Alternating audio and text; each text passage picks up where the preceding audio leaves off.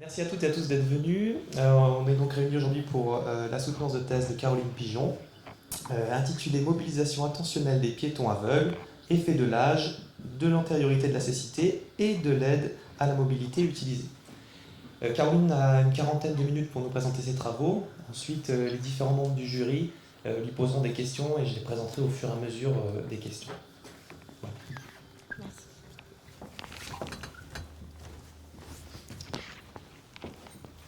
Non.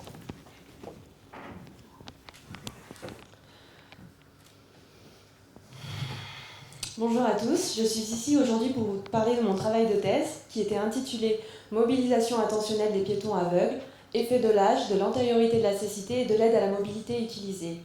Ce travail a été réalisé sous la direction de Claude Marin-Lamley, à l'IFSTAR, dans le département Transport, Santé et Sécurité, au sein du laboratoire Ergonomie et Sciences Cognitives pour les transports.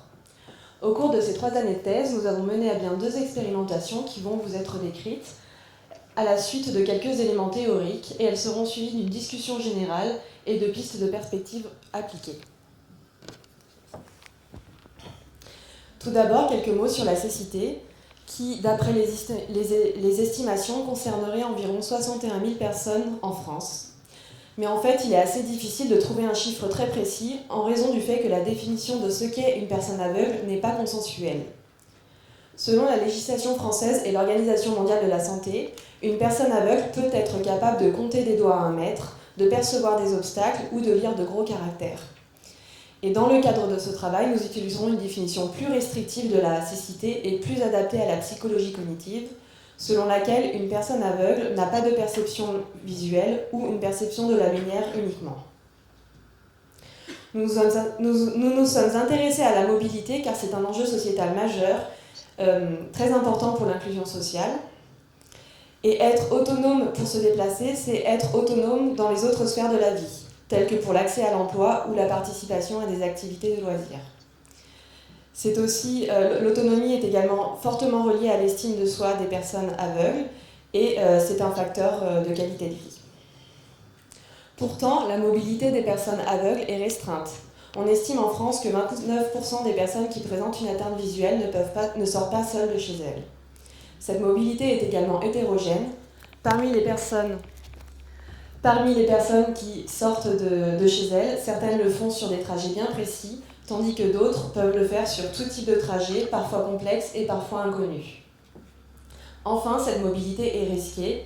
D'après une enquête menée aux États-Unis, la fréquence de chute et de choc au niveau de la tête est très importante chez cette population, et ces accidents ont des conséquences médicales sur les habitudes de déplacement et sur la confiance en soi des individus qui en sont touchés.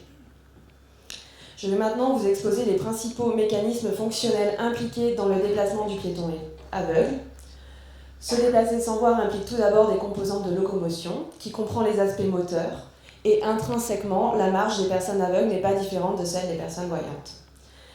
Les composantes de locomotion comprend également l'évitement des obstacles qui est réalisé par la personne aveugle grâce à l'utilisation de la canne blanche ou du chien guide.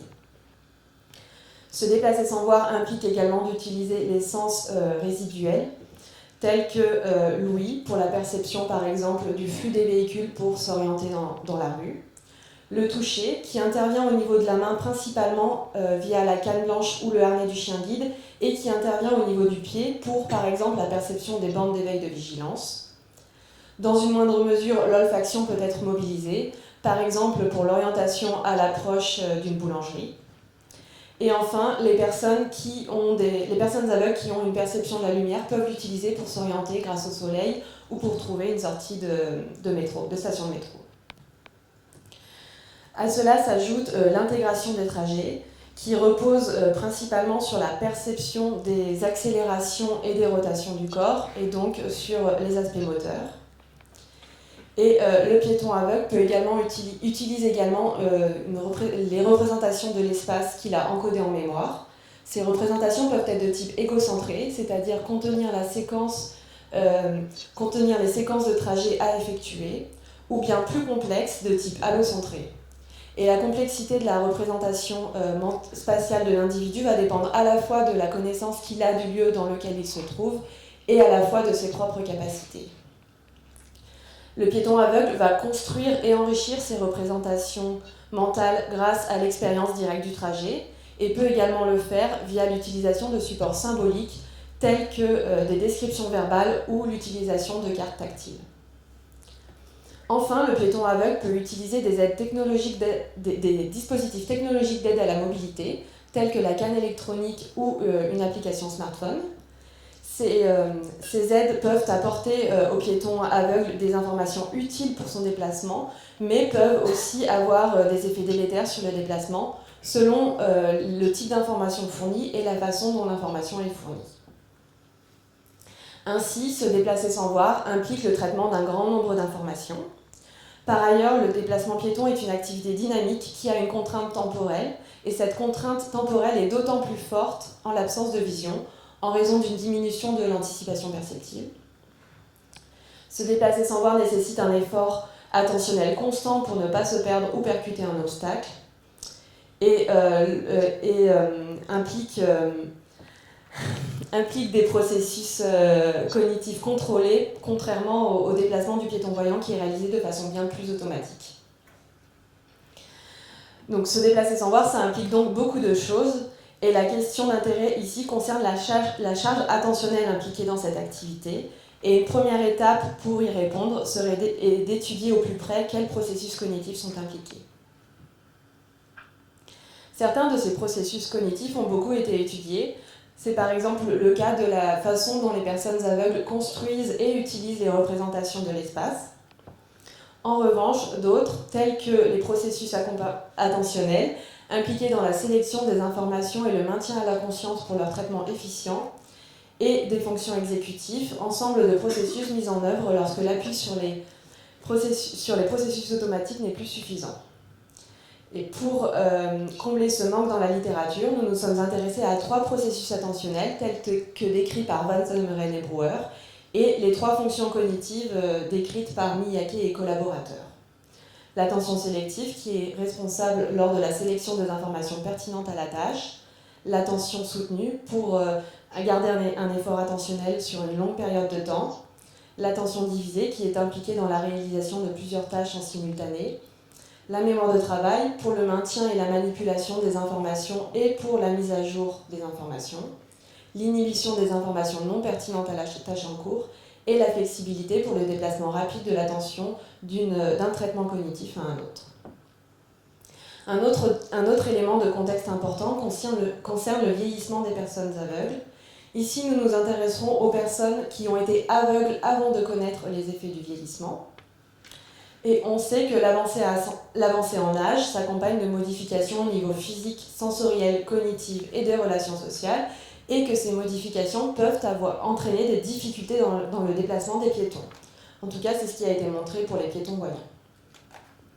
Chez les personnes qui présentent une atteinte visuelle liée à l'âge, le déclin cognitif lié à l'âge semble plus amplifié que celui des personnes voyantes, et leur mobilité est particulièrement entravée. Néanmoins, en ce qui concerne les personnes aveugles, il ne semble pas y avoir d'études dans la littérature sur les effets du vieillissement, sur leur processus cognitif, ni sur leur mobilité. Ainsi, les objectifs de la thèse étaient d'une part étudier l'impact de la cécité sur le fonctionnement cognitif, en faisant un focus sur les capacités cognitives présentées précédemment et en étudiant l'impact de facteurs individuels. Le second objectif était d'étudier la charge attentionnelle induite par le déplacement des piétons aveugles, toujours en étudiant l'impact de facteurs individuels. Et pour répondre à ces objectifs, nous allons réaliser 2 expérimentations. Nous allons d'abord nous intéresser à la première, qui consistait en une évaluation des processus cognitifs présentés précédemment. Certains de ces processus avaient déjà été appréhendés dans la littérature.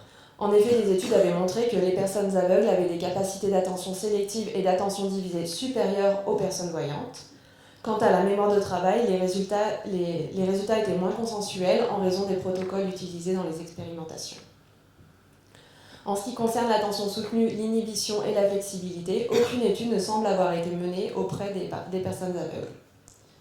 Par ailleurs, pour les études qui avaient été menées, la prise en compte de facteurs il y a eu peu de prise en compte de facteurs interindividuels tels que l'âge ou l'âge d'acquisition de la cécité. Enfin, ces manques de la littérature peuvent être liés à la rareté de tests neuropsychologiques accessibles en l'absence de la modalité visuelle. Nous avons donc recruté 60 participants aveugles, dont 42 étaient âgés de moins de 60 ans et 21 de 60 ans et plus. Ces participants étaient tous autonomes pour se déplacer et utilisaient une canne blanche ou un chien guide pour le faire. Nous avons recruté 42 participants voyants, dont 24 étaient âgés de moins de 60 ans et 18 de 60 ans et plus. Les participants voyants ont gardé les yeux bandés durant la durée de l'expérimentation. Ces participants ont été soumis à une batterie de tests neuropsychologiques comprenant 3 tests d'attention que nous avons développés informatiquement. Dans le test d'attention sélective, les participants entendaient des consonnes et des chiffres et devaient répondre, appuyer le plus rapidement possible sur une touche lorsqu'ils entendaient des consonnes. La tâche d'attention soutenue était similaire mais durait 3 fois plus de temps. Quant au test d'attention divisée, les participants devaient détecter les consonnes en appuyant sur la touche de l'ordinateur et compter à voix haute le nombre de fois où ils entendaient le chiffre 6. Nous avons collecté les réponses correctes et les temps de réponse. Les participants ont également réalisé 3 tests évaluant les fonctions exécutives. Nous avons développé un test de NBAC pour évaluer la mémoire de travail. Ce test était composé de 4 conditions. Dans la première, une condition contrôle, les participants devaient appuyer sur une touche à chaque fois qu'ils entendaient un C. Et dans les 3 autres conditions, les participants devaient détecter quand une consonne était la même que la consonne présentée N consonnes plus haut. Pour évaluer l'inhibition, nous avons utilisé la tâche de Hailing.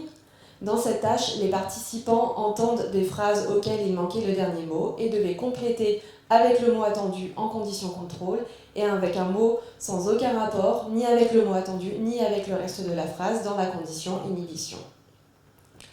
Nous avons adapté la tâche du plus-minus en modalité auditive pour évaluer la flexibilité. Cette tâche était composée de 3 conditions. Dans la première, les participants entendaient des nombres et devaient répondre oralement le plus rapidement possible, et devaient ajouter le plus rapidement possible 3 à chaque nombre en répondant oralement. Dans la deuxième condition, les participants devaient soustraire 3 à chaque nombre. Et enfin, dans la troisième condition, ils devaient alterner entre une addition et une soustraction.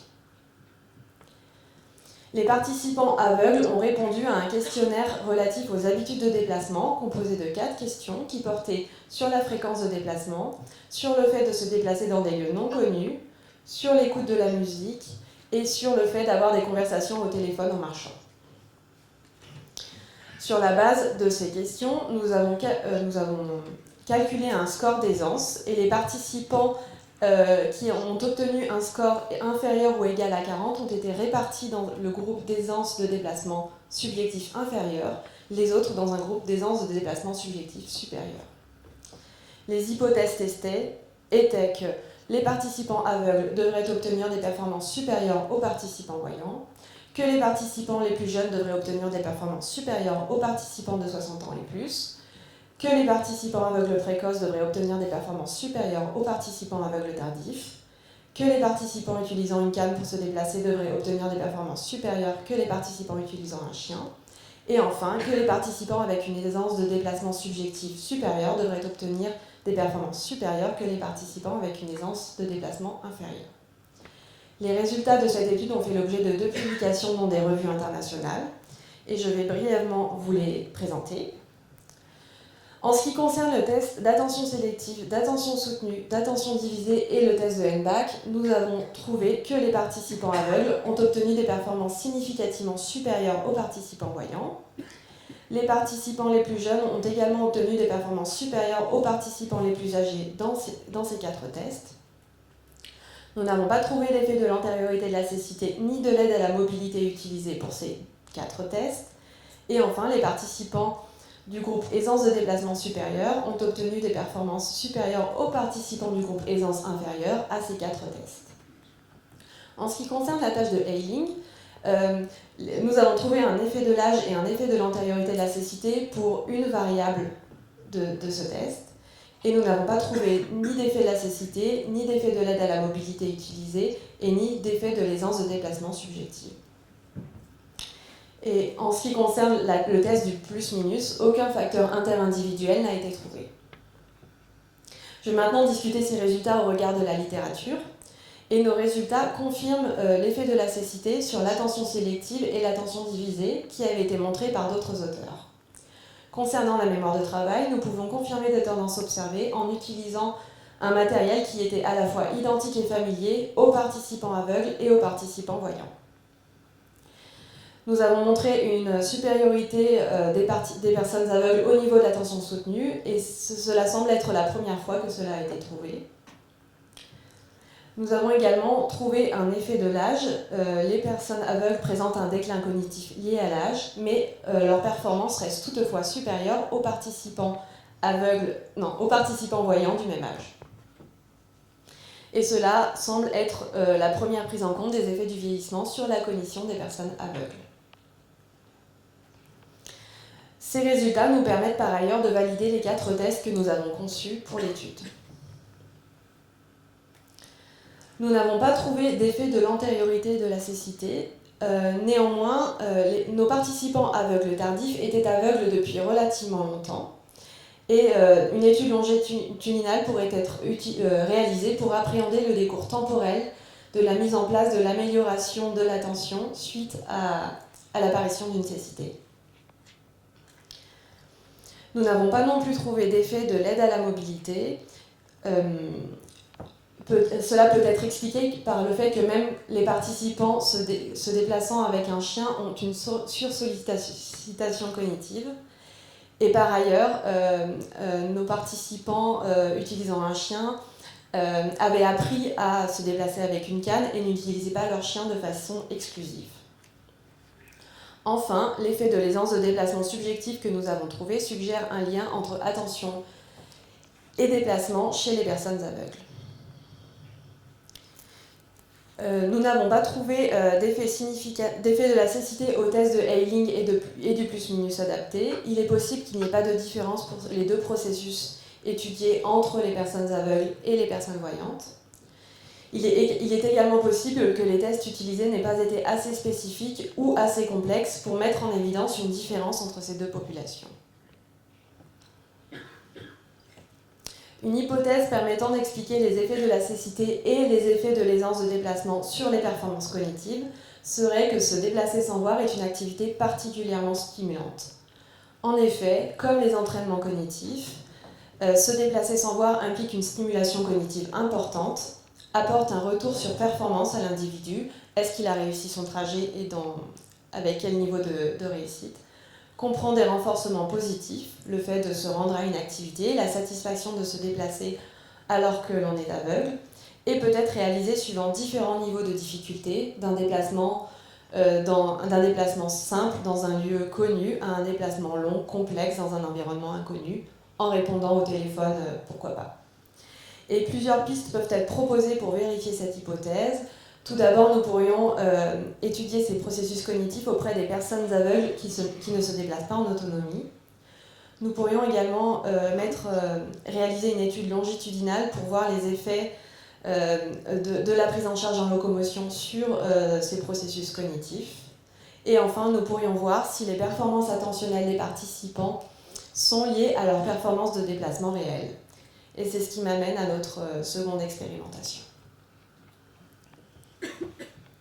Nous l'avons vu dans le contexte théorique, se déplacer sans voir est une activité particulièrement compliquée. Se déplacer sans voir implique une diminution de l'anticipation perceptive et un effort attentionnel important. Cet effort attentionnel peut fluctuer selon des facteurs intrinsèques tels que l'âge de l'individu ou son niveau de fatigue et selon des facteurs extrinsèques tels que la complexité du lieu dans lequel il se trouve. Et pour mesurer l'effort attentionnel, on peut utiliser le paradigme de double tâche dont le principe est d'évaluer l'interférence entre 2 tâches lorsqu'elles sont réalisées en même temps. Ainsi, on peut avoir un indicateur de l'effort attentionnel requis pour une tâche donnée. Et dans les expérimentations déjà menées, les participants étaient soit malvoyants, soit voyants aux yeux bandés, ou un nombre restreint de participants aveugles étaient testés, évoluant souvent sur une distance très courte. Nous avons donc recruté 25 participants aveugles utilisant une canne pour se déplacer. Parmi eux, 16 étaient âgés de moins de 60 ans et 9 de 60 ans et plus. Et nous avons recruté 13 participants aveugles utilisant un chien guide pour se déplacer. L'ensemble des participants aveugles étaient autonomes pour se déplacer. Donc, ces participants ont réalisé une expérimentation de déplacement dans un milieu protégé. Pour chaque essai, les participants devaient marcher sur une distance de 40 mètres en direction d'un son qui était la ritournelle utilisée au feu piéton, diffusée depuis la fin de l'itinéraire. À gauche, vous pouvez voir le point de vue de l'ensemble du trajet filmé par une caméra placée quelques mètres en hauteur depuis la fin de l'itinéraire. À droite, vous pouvez voir le point de vue d'une caméra embarquée positionnée sur le buste des participants. Et tout à droite, vous pouvez voir les paramètres de marche, donc la vitesse des pas, le rythme des pas et la distance de pas, qui étaient enregistrés grâce à l'EmiGate, un dispositif développé par Lee et collaborateurs à l'hôpital de Garches. Dans certaines conditions, les participants réalisaient une tâche secondaire durant laquelle ils entendaient des stimuli sonores diffusés dans une oreillette et devaient répondre par un appui sur une souris bague placée dans, ici, la main gauche du participant. Et dans certaines conditions, des obstacles étaient présents sur l'itinéraire. Nous avions mis des bandes de scotch au sol pour nous permettre de coder la déviation des participants a posteriori grâce à l'enregistrement vidéo. Au niveau des différentes conditions, 2 tâches secondaires différentes ont été utilisées. La première consistait à une tâche de temps de réponse simple et la seconde une tâche de temps de réponse à choix. Et ces tâches secondaires ont été réalisées seules sans marcher, en situation de double tâche en marchant et en situation de double tâche avec des obstacles présents. Une tâche de marche simple, donc sans double tâche et sans obstacle, a également été réalisée par les participants et l'ordre des conditions était contrebalancé. Au niveau des mesures, nous avons recueilli plusieurs indicateurs de la performance de marche, la vitesse, la fréquence et la longueur des pas, la durée des essais, la durée des arrêts, et nous avons calculé une note de gestion d'obstacles et une note de gestion de la déviation de la trajectoire. Au niveau de la performance à la tâche secondaire, nous avons recueilli les pourcentages de réponses correctes et les temps de réponse. Les participants ont également, après chaque essai, répondu à une évaluation subjective de la charge mentale, qui était une adaptation du NASA-TLX et du DALI que nous avons développé au labo. Les hypothèses testées étaient que la performance de marche serait meilleure lorsque la marche serait réalisée seule qu'en condition double tâche et qu'en condition double tâche avec obstacle, que la performance à la tâche secondaire serait meilleure lorsqu'elle serait réalisée seule qu'en condition double tâche qu'en condition double tâche avec obstacle. Et par ailleurs, nous nous attendions à ce que les participants, que la performance de marche la diminution de la performance de marche liée à la présence de la tâche secondaire ou à la présence des obstacles serait plus important pour les participants les plus âgés que pour les participants de moins de 60 ans, pour les participants aveugles tardifs que pour les participants aveugles précoces, que les participants avec une aisance de déplacement subjective inférieure que pour les participants avec une aisance supérieure, et pour les participants avec des capacités attentionnelles que pour les participants avec des capacités attentionnelles supérieures, telles que mesurées dans l'expérimentation 1. En fait, nous avons les participants qui avaient obtenu à l'expérimentation 1 un score et un temps de réponse supérieur à la médiane dans les 3 tâches d'attention ont été mis dans le groupe attention supérieure et les autres dans un groupe dit attention inférieure. Nous nous attendions également à ce que cette diminution de la performance serait plus importante pour les participants utilisant une canne que pour les participants accompagnés d'un chien guide. Donc, concernant les résultats relatifs aux participants utilisant une canne, nous n'avons pas trouvé d'effet de la tâche secondaire sur la vitesse, la fréquence et la longueur des pas, ni sur la durée des essais. Mais par contre, il y a eu un effet de la présence d'obstacles sur ces variables. Et le groupe aisance de déplacement supérieur ont obtenu une vitesse et une longueur des pas supérieur au groupe aisance de déplacement inférieure. Nous n'avons pas trouvé d'autres effets de facteurs interindividuels. Concernant la note de gestion d'obstacles et de la déviation de la trajectoire, les participants ont eu une relative bonne gestion des obstacles et la déviation ne variait pas d'un essai à l'autre. Par ailleurs, nous n'avons pas trouvé d'effet de facteurs interindividuels sur ces variables. Concernant la performance à la tâche secondaire, on peut voir à gauche que les temps de réponse à la tâche secondaire 1 étaient significativement plus courts que les temps de réponse à la tâche secondaire 2. Par ailleurs, les temps de réponse aux 2 tâches secondaires étaient plus courtes lorsque les participants réalisaient la tâche seuls, en violet, que lorsqu'ils la réalisaient en marchant, en gris, que lorsqu'ils la réalisaient en marchant avec des obstacles. En ce qui concerne les facteurs interindividuels, les participants les plus âgés, les plus jeunes, ont obtenu des performances meilleures que les participants les plus âgés aux 2 tâches secondaires lorsqu'elles étaient réalisées seules. Les participants présentant une aisance de déplacement subjective supérieure ont obtenu des performances supérieures aux participants avec une aisance inférieure aux 2 tâches secondaires lorsqu'elles étaient réalisées seules et à la tâche secondaire 2 lorsqu'elle était réalisée en conditions en double tâche sans obstacle. Les participants du groupe attention supérieure ont obtenu des performances supérieures aux participants du groupe attention inférieure dans aux 2 tâches secondaires réalisées seules, à la tâche secondaire 1 lorsqu'elle était réalisée en condition double tâche sans obstacle et à la tâche secondaire 2 quand elle était réalisée en condition double tâche avec obstacle. Et nous n'avons pas trouvé d'effet de l'antériorité de la cécité sur la performance à la tâche secondaire. Concernant les participants qui étaient accompagnés d'un chien guide, il n'y a pas eu d'effet de la tâche secondaire sur la marche. La marche a par contre eu un effet significatif sur la tâche secondaire. Et nous n'avons pas eu d'effet de la présence d'obstacles ni sur les performances de marche, ni sur la performance à la tâche secondaire. Et par rapport à la canne, les participants avec un chien guide ont réalisé des essais plus courts, ont touché moins d'obstacles, et n'ont pas ressenti d'effet de la présence d'obstacles. Néanmoins, leur performance à la tâche secondaire était moins bien réussie que cette tâche soit réalisée seule ou en condition double tâche. Ainsi, l'absence d'effet de la tâche secondaire observée suggère que les participants ont eu de bonnes capacités à partager leur attention pour préserver leur performance de marche. Et les effets délétères de la marche sur la performance à la tâche secondaire que nous avons observés suggèrent que l'activité de déplacement sans voir fait majoritairement appel à des processus contrôlés, quelle que soit l'aide à la mobilité utilisée. Nous n'avons étonnamment pas trouvé d'effet de l'âge. Il est probable que cela soit lié à la simplicité des tâches secondaires.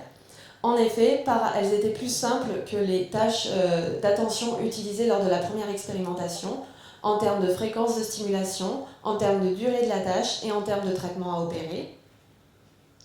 Par ailleurs, nos participants âgés étaient relativement jeunes, avec une moyenne d'âge inférieure à 70 ans. Concernant l'absence d'effet de l'antériorité de la cécité, il est probable que ce soit lié au recrutement des participants. En effet, parmi nos participants aveugles tardifs, nos participants aveugles tardifs étaient aveugles depuis relativement longtemps et la quasi-totalité d'entre eux avaient été malvoyants avant d'être aveugles. Il est probable que le fonctionnement des personnes aveugles tardives se rapproche de celui des précoces après quelques années, surtout lorsque la perte de vision est progressive. Nous avons pu montrer que la charge cognitive la charge attentionnelle impliquée dans le déplacement sans voir est moins importante pour les participants qui avaient des capacités attentionnelles supérieures et pour ceux qui avaient une aisance de déplacement subjectif supérieure. Ce dernier point nous permet d'ailleurs de valider la pertinence du questionnaire d'habitude de déplacement que nous avons utilisé. Nous avons également pu expérimentalement montrer les avantages du chien guide, notamment pour la marche, qui permet d'avoir une marche plus efficace, plus rapide avec moins d'obstacles touchés, et pour qui la charge cognitive n'était pas augmentée quand l'environnement était rendu complexe avec la présence d'obstacles. Ce travail comporte quelques limites, notamment au niveau de la simplicité de la tâche de déplacement. En effet, par rapport à un déplacement réel, la distance était relativement courte, bien que plus importante que les distances que l'on peut trouver dans la littérature.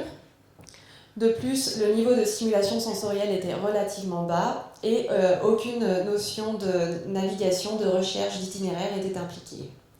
Par ailleurs, le fait d'évoluer dans un milieu protégé a pu réduire le stress des participants et ainsi réduire la difficulté de la tâche. Et la question d'un éventuel biais de recrutement se pose particulièrement ici. En effet, les participants qui ont accepté de venir et de participer ont dû venir jusqu'ici, jusqu'à l'IFSTAR, qui est situé dans une zone géographique qu'ils n'ont pas l'habitude de fréquenter. Ceci nous amène maintenant à la discussion générale de ce travail de thèse. Nous avons pu, au cours de la première expérimentation, mettre en évidence des liens entre attention et déplacement. Tout d'abord, lorsque nous avons vu que les performances d'attention étaient liées à l'aisance de déplacement subjectif des individus. Nous avons également montré que la capacité à gérer une tâche secondaire en marchant des personnes aveugles était liée à leur performance d'attention.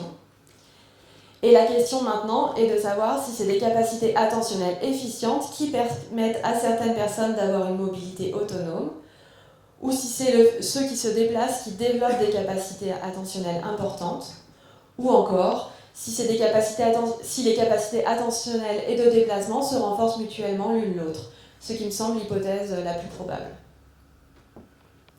Concernant les résultats relatifs au vieillissement des personnes aveugles, nous avons montré au cours de la première étude qu'il y avait des effets du vieillissement sur cette population, des effets du vieillissement sur leur capacité cognitive, bien que leur capacité semble préservée par rapport à celle des voyants du même âge. Cette préservation suggère un vieillissement actif chez nos participants aveugles.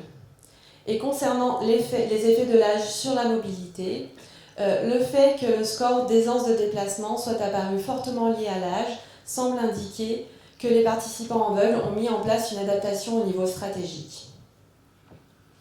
Néanmoins, cet effet semble nuancé par l'absence d'effet de l'âge dans l'étude 2, qui peut être lié au fait que les participants ont acquis une automatisation liée à la pratique. En répliquant cette expérimentation avec des tâches plus complexes, si en répliquant une expérimentation plus complexe, nous trouverions toujours une absence d'effet de l'âge, il faudrait se poser la question de savoir si les participants ne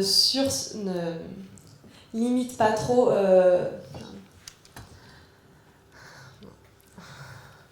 si les participants s'adaptent plus fortement à leur vieillissement que nécessaire. Enfin, ce travail nous permet de proposer des perspectives des perspectives pour la réadaptation.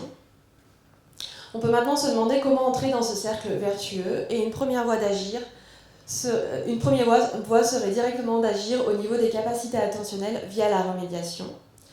En effet, on voit actuellement le développement croissant d'une multitude de programmes d'entraînement cognitif développés pour aider les personnes à pallier les effets du vieillissement cognitif. Or, ces programmes impliquent tous la modalité visuelle. Une autre voie d'entrée serait d'agir sur la mobilité, tout d'abord en encourageant les personnes aveugles à sortir le plus possible de chez elles, et c'est ce que font très bien les associations. Ensuite, en proposant des recommandations pour améliorer les dispositifs technologiques d'aide à la mobilité pour qu'ils soient profitables au plus grand nombre. D'après moi, il faudrait qu'ils puissent être adaptatifs aux individus et aux capacités cognitives des individus, mais également pour un même individu à son niveau de fatigue ou son motif de déplacement. Et ces dispositifs se doivent d'être adaptatifs à la complexité du lieu dans lequel l'individu se trouve. Ensuite, le choix le choix du chien guide comme aide à la mobilité peut être un moyen pour les personnes qui ressentent que les déplacements deviennent cognitivement plus coûteuses. En effet, cette aide à la fois augmente la sécurité et le sentiment de sécurité et semble diminuer la charge cognitive, en tout cas dans les déplacements complexes. Certains outils qui ont été développés au cours de ces 3 années peuvent trouver également des applications pour la réadaptation. Tout d'abord, la batterie de tests cognitifs que nous avons développée qui, une fois normalisée, pourrait permettre de détecter un déclin cognitif pathologique chez les personnes qui présentent une atteinte visuelle. Enfin, le questionnaire d'habitude de déplacement que nous avons développé s'est révélé être pertinent et il pourrait être un moyen d'objectiver l'évolution au cours de la prise en charge en locomotion et également à long terme.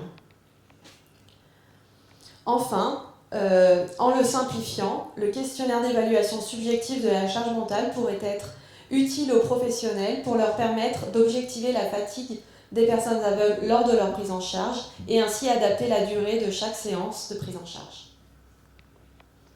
En conclusion, pour ces 2 expérimentations, nous nous sommes attachés à recruter un nombre considérable de participants aveugles, ce qui nous a permis de montrer des résultats inédits. Tout d'abord, nous avons pu montrer les liens entre attention et déplacement chez cette population et nous avons également mis en évidence un effet du vieillissement sur la cognition de ces personnes.